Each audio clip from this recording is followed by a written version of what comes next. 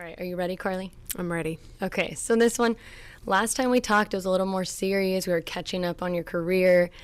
Now I want to talk post. You know what? Actually, let me say first, last time that we talked, I had so many of your accomplishments to add to your title, and we even cut some of them.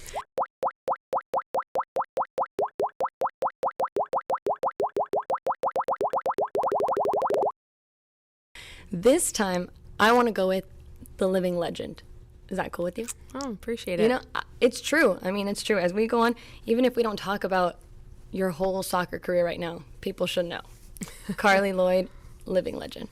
All right, so life after retirement. I mean, you're retired, but it doesn't really seem like you're retired. I feel like when people announce they're retired, you don't really see them in the limelight. You don't see them, like, you know, kind of doing what you're doing. You're retired, but not retired. Is that how it feels?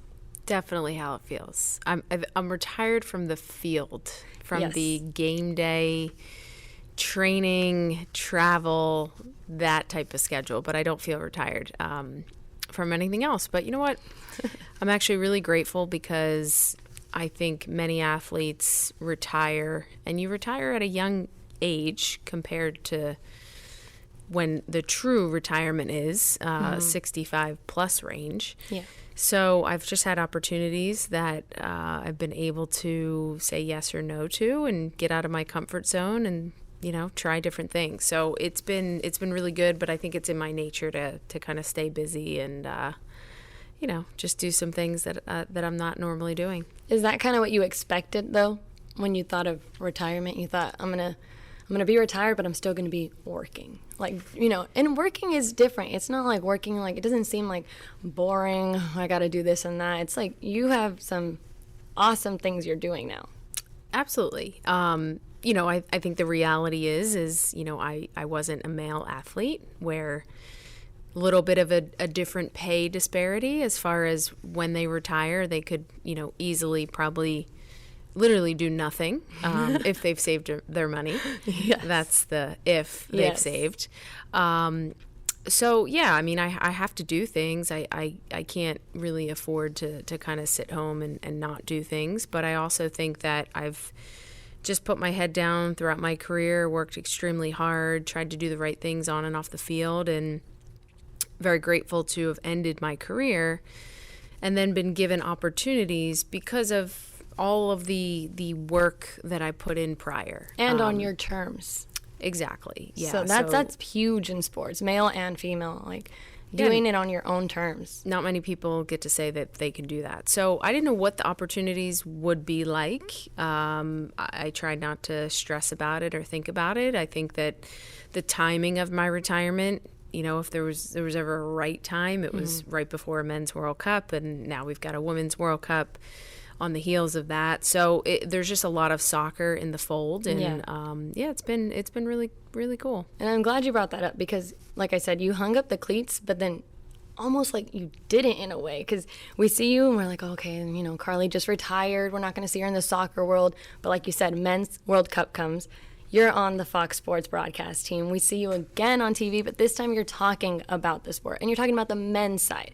That, to me, is key, too, because typically when you watch men's sports, you don't see many women or, like, you know, female athletes discussing the sport. Or you do here and there, but I don't know. I feel like it's a big impact seeing you out there and you discussing, like, what plays are going to happen or your take on it. Yeah, it was a great experience. It was something that, like I said, the opportunity presented itself, and I was a little hesitant to do it and to try it. And I think that was reason being is because I didn't know if I would be good at it. I didn't know if I would like it. I didn't know if I would, have the information needed to talk about the men's game. But it's the same game. You know, it's just different players, different teams, different history. So I went with it and I gave it a try. And it's not like you stray away from it too much either, right? Like you're saying, you know these players too out there. You catch glimpses of them. You told me last time you're a fan of Messi. Yeah, absolutely. I mean, I follow the game. I know what's going on. I can read the game. I have my experiences that I can share. So it was a really great experience. I'm glad I did it. And it's, you know, now essentially set me up to know what to expect going into a Women's World Cup, which I'm obviously very familiar with. Yes. A lot of the players, a lot of the teams, and the history. So, I'm looking forward to it. So talking about, too, like when you were out there, you're talking about the men's, but somehow, Carli, have you even taken this step back and seen like, wow, I am literally breaking barriers. I'm out there, my accomplishments alone break the barriers. You're out there talking about it. Messi's out there, Mbappe's out there, they're playing, and then they join you in World Cup history records. What was that like? Well, it was interesting because when I did my work with Fox, I had about 8 straight working days that I was working. I actually went home because that was a lot of traveling. That was, what I was, planned to do was just kind of get my feet wet a little bit. And then I came back with my husband to the World Cup final. So I got to witness Messi and Mbappe do their thing in the World Cup final. And obviously, as I'm following along on social media, I'm seeing, that, Mbappe scores a hat trick in the World Cup final, comes into, company with myself and Jeff Hurst on England. So we're the only 3 that have scored a World Cup hat trick. And then I believe Messi, the record of scoring in the sixth straight World Cup game or something. That, and it was scoring in every World Cup elimination match. That's right. Yes. Yeah. So pretty cool to be in company. The timing, though, I mean, come on. You're out there with them. We're with sports, and with Fox Sports. You go out there, and then you're not meant to be the center of attention. You're there as a fan, enjoying the sport, and then your name comes up with everybody else. And it's just like, that is so, it must be so awesome to see your accomplishments, not only in the women's side, but then it's like they're forced to say your name with Messi, with Mbappe, who, arguably are on top of the world right now. They're considered the best players. Yeah, and then here comes Carli Lloyd. So it's like, and it's not like Carli Lloyd joins Messi, Carli Lloyd joins Mbappe. It's Mbappe and Messi join Carli Lloyd. I'm like, wow. Yeah, it's obviously, I didn't ever play for statistics and things like that. I played to be the best that I possibly could be and help my team win championships. But when, there's a situation like this where, we're having all of this talk about women's sports and the barriers and breaking those barriers, it's a good thing to know that me being a female and then, Mbappe and Messi kind of joining in on those stats and those history-making moments, it's pretty cool. And it just kind of elevates the women's game even more. Yeah, and like you said, you're going to go back and rejoin the Fox Sports broadcast, but this time for the Women's World Cup. Number 1 question, will USA be able to win it without you out there on the field? Well, the team's a lot different. There's 14 players on the current roster right now that have never been to a World Cup. That's a lot of players. So you take our Olympic team that we just had in 2021 in Tokyo. I guess you could say 2020/2021 Tokyo. We had a lot of veteran presence. We had a lot of players who had the experience. We obviously didn't do too well. So this is a whole different team.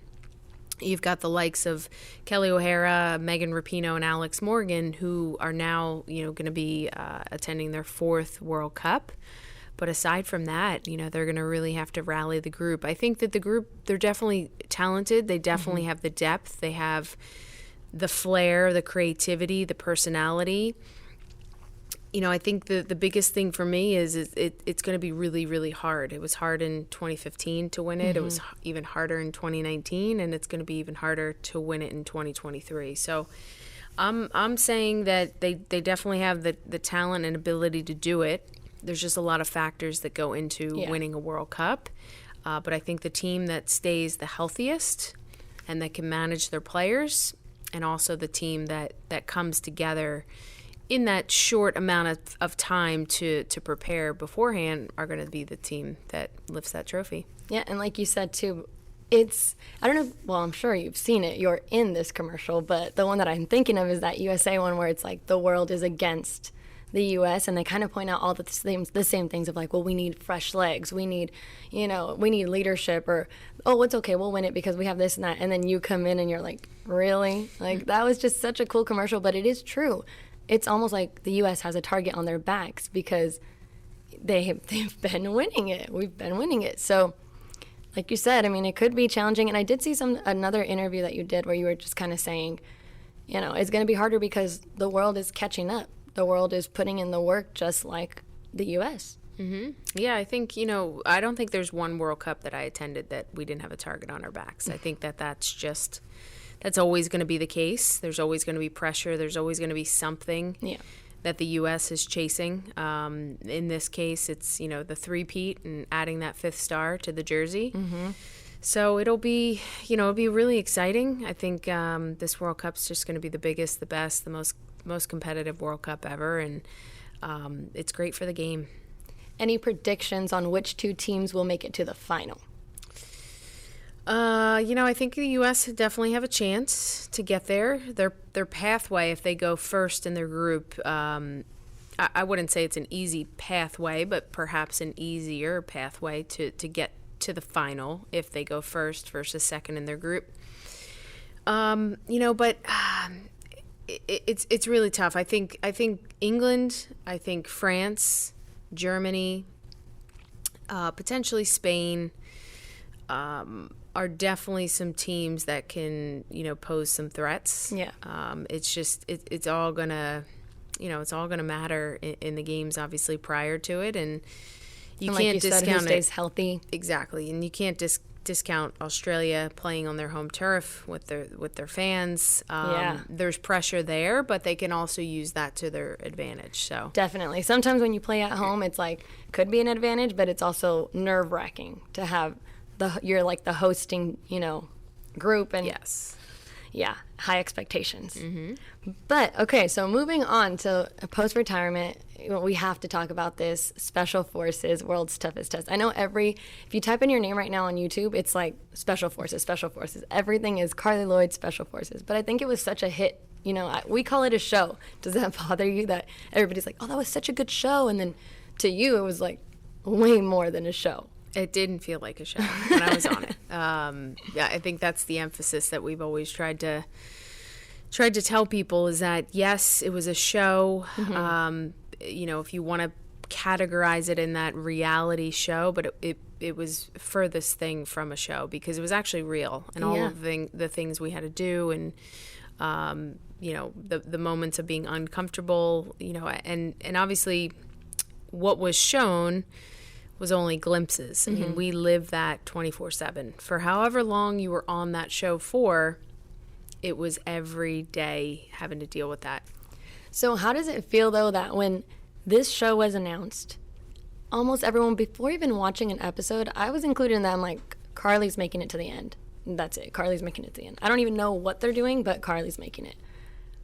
How did that make you feel, knowing that some people that watched just right away were like, no doubt, she's making it?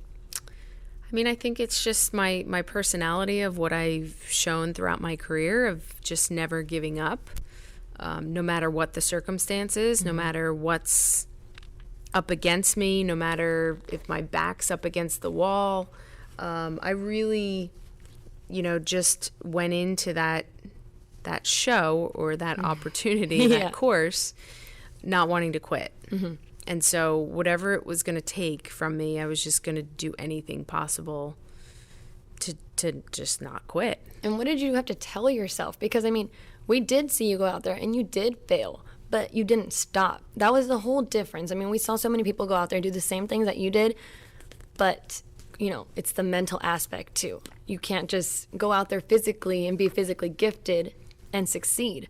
These people went out there and just were like, this is too much, you know, crying, and it's a whole mental breakdown. How did you keep going forward knowing that they said, you failed, you're done, you failed?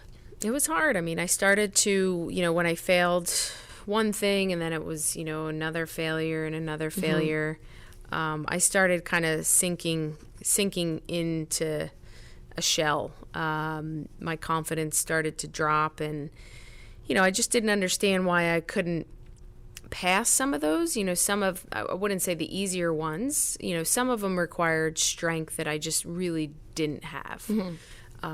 But, you know, I was scared to do a lot of those things I don't normally do. You couldn't tell, Carli. You could not tell you were scared. Fake it till you make it. But, Yeah, I just tried to just get back up again and just try my best and give it a go. And you know, it always kind of brought me back to my career of just knowing that I fell down many times. I hit barriers, I hit challenges and obstacles and all these things. And what did I do to get through those? I forged ahead. Mm-hmm. I just got back up, picked myself back up and just either trained harder or had a better mindset. In that case, with the Special Forces show, I just didn't want to quit. So I was just going to continue to get up there, scared or not, and give it my best shot. And the last time you were here, we talked about you always have your game face on. You go out there and they take off those masks or, you know, those kind of like sacks that they had on your face and your head. They take it off and you're just straight game face. And right when I saw it, I'm like, oh my gosh, she was not lying. She really does have a game face, because everybody's kind of trying to get their eyes to the light and you're already zoned in. And they caught that from you too. Every time they would talk about you, they're like, she's tough, she's here, but there's something about her. So I don't know how you do it, Carli. I don't know how you keep this, you know, straight face and just keep pushing and keep pushing. And you don't really let people know what's going on until it's like time to let people know what's going on. Yeah, and that was the mask that I kind of wore really my entire career. Not many people saw that look other than my close family and friends, mm-hmm. and maybe some teammates. But for the most part, I mean, that was me. That was, you know, the mask that I wore for 17 years of my career. And now it's nice to kind of pull that mask off and show some emotion and which people saw a different side of me in the Special Forces show. Obviously, there was emotional things. There was, you know, letters that we wrote to our families. Mm-hmm. I think we still saw the competitive Carli, because like you said, when you got there, we kind of saw the quiet, you know, observing, trying to see it all play out. And I'm like, when is Carli going to step up? When is she going to say something? I know she's thinking it. And sure enough, we got to that scene, it slowly, you know, they're kind of like, the whole show is to break you down. And they were working on it. Mm-hmm. And then there was that one scene where you guys have to push like a vehicle up. And I know that was a lesson for your teammate on the show, basically. Scaramucci, it was his lesson of like, take charge or do something. They kind of did that to him. And then I'm like, I know Carli has to say something, because take a break. We know you, Carli, from working with the last time. Even the director, Jen, behind the camera, she's like, yeah. Because last time we worked with you too, you're like, do we need to break? Like, let's just get this done. I want to get this done. So when we saw that specific scene when he's like, you guys are all pushing, I'm like, that is so heavy. And then the fact that he goes, let's take a break, and you guys were already ahead, I knew it. You were like, what? We're not taking a break? No, we don't take breaks. Let's go. And you kind of just like took over. You just jumped up and were like, we're doing this. And then you even put yourself in the back, pushing the heaviest vehicle all the way up. What went through your head there? You're like, no, I'm taking charge now? Or were you just like, I'm in the moment and I need to get this done? Yeah, I mean, I think, you know, the whole idea in the military approach and Special Forces is you kind of want to blend in. You don't want to come in too high and, you know, them recognizing you and picking you out and pointing you out. And then, you know, you don't want to come in not really, you know, working hard and doing what they ask. So I was just trying to kind of stay even keeled for the most of it and just kind of blend in. Mm-hmm. And so that was sort of my mindset going into it. And then obviously, you know, the expectations of who I am and all of that and what they could see. Definitely. You know, they knew that I had more in me. They knew that even though I was failing all these things, it wasn't about succeeding and failing. Mm-hmm. It was just about getting back up and trying again. Yes. And that was their main focus. And yeah, that moment with Mooch, you know, I think that we all kind of grew together in that mm-hmm. moment. And what I loved about the show was they put us in these uncomfortable situations yes. with mm-hmm. each other, and it brought out some different scenarios and, you know, issues, I guess you could say. And we just tackled them then and there. You know, if we had a problem with somebody would say something directly. And it was just direct to the point. That's like, okay, all right, sorry, my bad, you know, we'll move mm-hmm. on. we talk about it, you know, and I give Mooch a lot of credit. I mean, he knows what he did in that particular moment. He came back and said to all of us, "Hey, I'm sorry, I failed you guys." And that's a really classy, you know, cool move to do. And it's like, it's all right, Mooch. I mean, he's 50, you know, late 50s. I mean, the guy, he did pretty well considering what he had to go through. Yeah. So I think it was just, you know, the way that we handled things on the show within each other. We grew very close with one another. It was cool moments to just be able to air things out and solve it and then move on. Was there one specific course that you thought was actually fun? I guess because I'm a swimmer, which I didn't like the car plunge down into the water, the Jeep plunge. Noticed that, yes. Panicked there, but I like the weighted vest, swimming across and then bobbing up and down with your arms and legs tied. I think because you post so much of that on social media of you like running in a vest and stuff, I'm like, oh, she's like got this in the bag. I mean, that was my swim team years. You know, I jumped in there. I actually, you know, when Hannah went before me, you know, she said the vest was really heavy. So I was like getting a little nervous, getting a little worried. But yes, I did do some training with my weighted vest prior to the show. Yes. To train and get ready. But yeah, I mean, I kind of like that one. I was, you know, by the end it was definitely hard, but I just let my swim team years carry me through that one. You could tell you kind of breezed through it. I'm like, wow, impressive. I cannot do that. There's a lot of things that I think everybody was just watching. They're like, no way. But I think that's why everybody tuned in to see the extreme things that you guys were doing, but from the safe comfort of our homes. Yeah, exactly. Being lit on fire was kind of fun too. That looked, I mean, it looked fun, but at the same time, you could tell some of you guys were a little worried because it's like you're on fire and they specifically tell you guys if you don't turn it out, you will start feeling it. Mm-hmm. Were you worried your hair was going to catch? No, because everything was covered. We had multiple suits on. Well, that's good. That's good. Who surprised you the most on the show? I'd probably have to say Hannah Brown. You know, she just was even keeled throughout. You know, just really good attitude, mindset. She was on a mission to prove to herself and to others that she just wasn't a bachelorette or a Miss America. You know, she wanted to prove that she could kind of hang with the athletes because obviously the athletes were the ones that went deeper. Yes.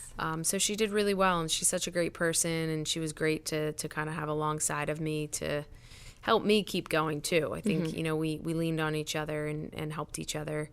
And I would say Beverly Mitchell, you know, given her size and strength, she went further than I think she even expected.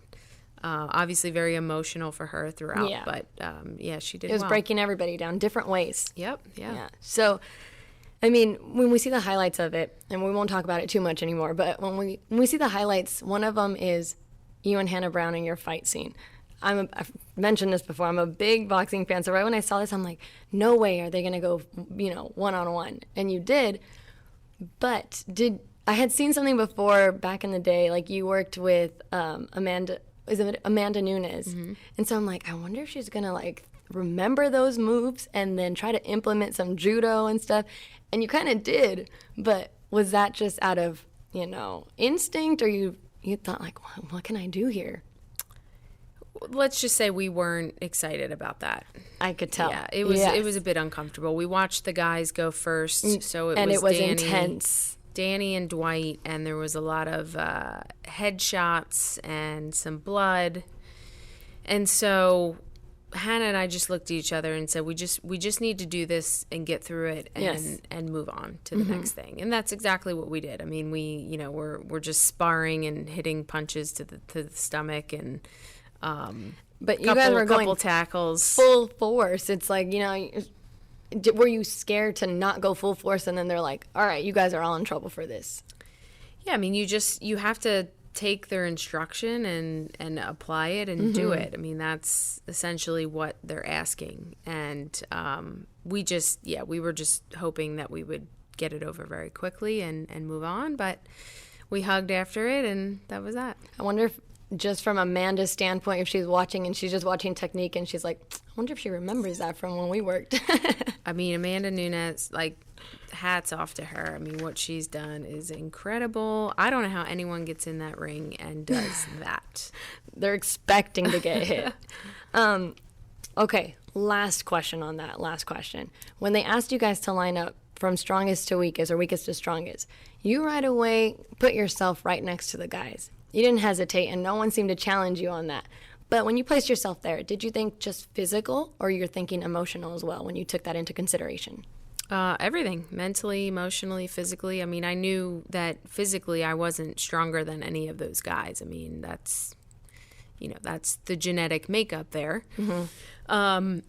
So yeah, I was being honest with myself and placed myself where I thought that I am. I mean, I'm definitely somebody who, is a realist. I'm not gonna, cheat myself to the front just because I have an ego. I think that, hey, Dwight, scoot over. I think that, egos get in the way of a lot of people. Mm-hmm. And so I placed myself exactly where I should have placed myself. Yeah, and I noticed that as it went on, you kind of went up too. I think a couple people, slid you back and figured out maybe that's exactly where they belong, especially after the Jeep push. Yes. But yeah, it was, everything that they did was by design, by purpose. Yes. And it was really interesting to see where people place themselves as well. Mm-hmm. Because in your mind, you're thinking to yourself, I'm not so sure you should be there. Mm-hmm. And then the line got shifted around. Yes. As exactly how it should have been. It was just so fun to see the realness of it and how everybody placed themselves. That was an awesome exercise, mm-hmm. I think. Okay, so we're done with semi-tough questions. I don't think they were tough, but we're going on to the more fun side. Okay, we're going into Bean Boozled. Oh, yeah. Yes. Here we go. Honestly, I have more to fear in this than you. So if I gag, I might do it. So we have, just to announce a little bit, we have a chance of having toasted marshmallow on one, or stink bug. Oh, man. Nope. Peach or barf. And then let's just name one more, because this one seems okay. Berry or berry blue or toothpaste, which is a blue one. You better hope we get that one. Yeah. And then we move on, and there's buttered popcorn or rotten egg. Oh gosh. So have you tried any of these? I'm not gonna lie, I have, and that's why I'm so prepared with my drink here. And we have some mints because it's intense, Carli. And I already know you, and I know that you're not scared to answer questions. So I'm just bracing myself to just eat some not very good jelly beans. Bracing yourself to get bamboozled. Yes. Here we go. Okay. Here I go, really. Okay, so basically, I'll ask you these questions. If you answer them, I eat one of the beans. I'm going to spin the wheel and eat one of the beans. Ooh. If you don't answer, then you have the pleasure of eating one of the beans. And of course, we have our water. We don't have to chew them and, swallow them, but can we actually get some tissues over here? I'm telling you, let's just prepare. You might think I'm dramatic, but yes, we have to prepare for the worst. So I'll leave these right here, and we have a trash can. Okay, you don't have to swallow it. Okay, first question. If you and Hope Solo had a penalty shootout, who would win? So if I answer the question, I have to eat. No, if you answer the question. Oh, you have to. I have to. Only if you do not answer the questions. Oh, okay. This is why I'm prepared, okay, Carli. I know right. you're not scared to answer questions. I would definitely score on Hope. Okay, but first, did you think about the mental aspect? What if she comes up to you and she's making herself big, walks back, she's like, Carli, I know you're gonna go this way. I got you. I got her. I've done it numerous times.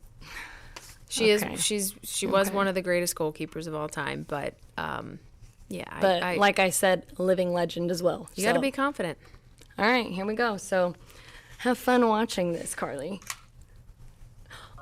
Thank you. Did you get a good one? I got the blue one, so if it's mint, I can still take it, and if it's not, then it's blueberry or something. It's mint? It's mint. Oh, you got a good one. I got a good one. And it's because, I mean, it was meant to be because, you know, I'm answering so many questions. I mean, you're answering. I'm going to swallow these. Okay, next one. Are you actually going to go pro as a golfer? No, I went pro in one sport. I'm having fun with golf. Are you sure? Yeah. Okay. I'm in chill Zen retirement mode. Okay. Okay. I feel like I accidentally just did that to It myself. doesn't really spin that well. And I feel like maybe I should spin it. Okay, for you, I'll take right? it. Right? Thank you, Oh, Carly. why? That was so sweet of you. Oh, actually, you No, didn't want to eat that one? The toasted marshmallow stink bug. Okay. Peach barf is what you have to eat. Okay. So, oh man, here we go. This is, if I'm gagging on camera and stuff, like it's not for show. This is real. Which one is it? So it would be like, you think that one? I think so.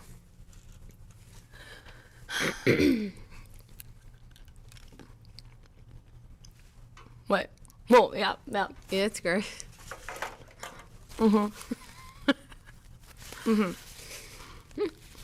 It's almost like, Like, how do they make these up? Like, barf. can you smell that? Peach barf. It's bad. It is so bad, Carly. Next one, if you want to answer, like, just don't answer it. Okay.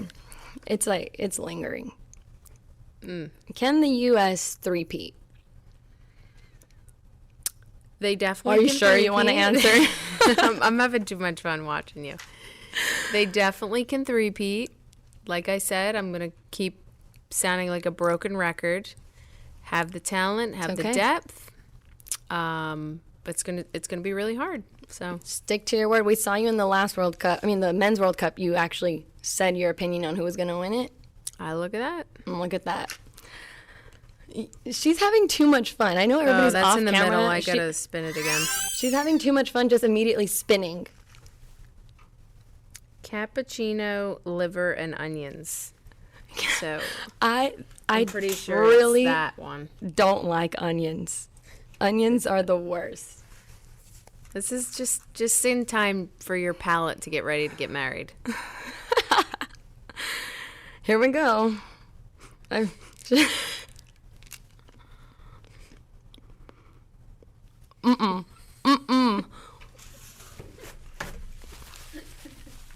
one's really bad, Carly. And you pointed at it. This is like... I think that one needs a mint. If you answer all of these questions, I feel like at the end you should just have one for fun. I know. I actually do want to kind of get in on the party, maybe. Okay. I'll give you one. But we'll No, see. Am I cool or not? Loser. Yeah, you're cool. Why did I even go there? Like, I don't know why I thought that would be like a great setup. It's the beans are getting to me. So go ahead, Carly, spin it. Was that a question? Okay, I'll take it. You didn't want to get... Okay. Oh, that's in the middle. This thing, I'm not a fan of this thing. It doesn't spin well. I think we need someone watching Carly because she keeps saying it's in the middle. Toasted marshmallow stink bug. Oh, I'm sorry. Okay. I think it's that one. Oof. Well, I'm going to spit out this mint. This is a very one-sided part of this. So it's like you don't know what one you're eating when you get it? Oh, thank you. Oh, it was a good... It's toasted marshmallow. Oh. Why are you don't seem very happy about that one. Okay, moving on to the next one. We're speeding it up. So, you said there was an NFL team that reached out to you. Which team was it? Perfect. Let's see what the prize is. Kind of in the middle. I know. You gotta respin it. Okay. Tutti Frutti or Stinky Socks? Oh, gosh. So that's what it looks like. It's this one. I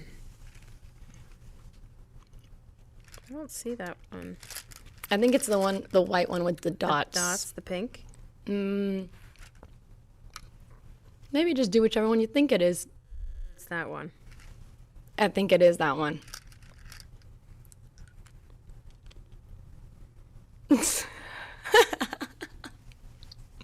Is it bad? Tutti Frutti. That's good stuff. I'm very jealous, but you know what? That was it. We're wrapping it up, Oh, darn. I only had to do one. and it was a good one.